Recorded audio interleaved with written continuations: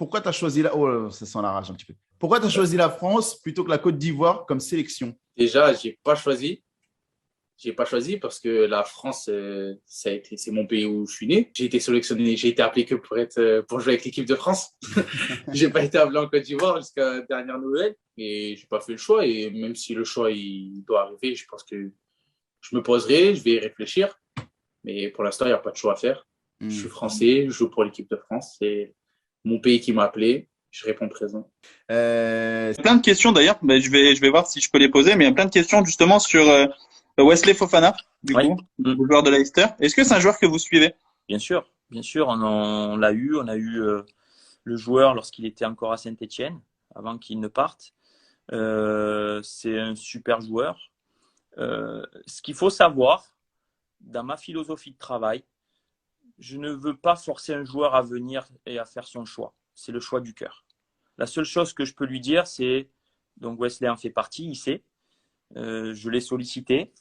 D'ailleurs, il me semble que hier aujourd'hui, il a parlé par rapport à ce qui s'est passé avec un joueur qui a été un petit peu secoué par son agent. Le choix d'une nation, pour moi, c'est le choix du cœur. D'accord. Sportivement, c'est sûr que si la nation n'est pas compétitive, le joueur peut-être préférera jouer pour une équipe nationale plus compétitive. Mais le cas de la Côte d'Ivoire, c'est une nation compétitive. Il y a des top joueurs. Mais le choix, à un moment donné, doit venir du joueur ou de sa famille, de ses parents. Et j'ai plein d'exemples pour ça. J'ai des joueurs comme Hakimi au Maroc ou Hakim Ziyech.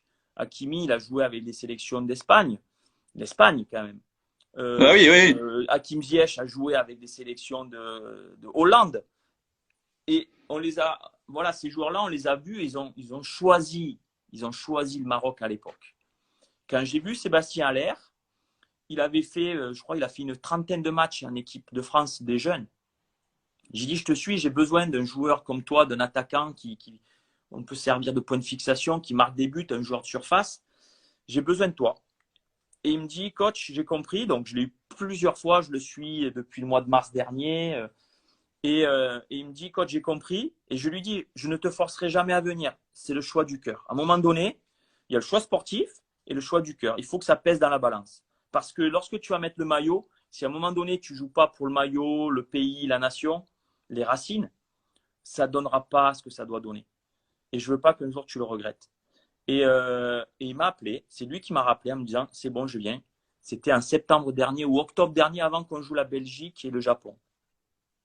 Et ça s'est fait tout naturellement. Donc, par rapport à Wesley Fofana, qui est un super joueur, et je le suis de très près à Leicester, je suis très heureux de sa progression. Le risque, lorsqu'il est parti, c'était qu'il ne joue pas, parce que c'est toujours pareil. On se dit, il part de Saint-Étienne, il ne va pas jouer là-bas. Et il joue, et il fait les bonheurs de Leicester.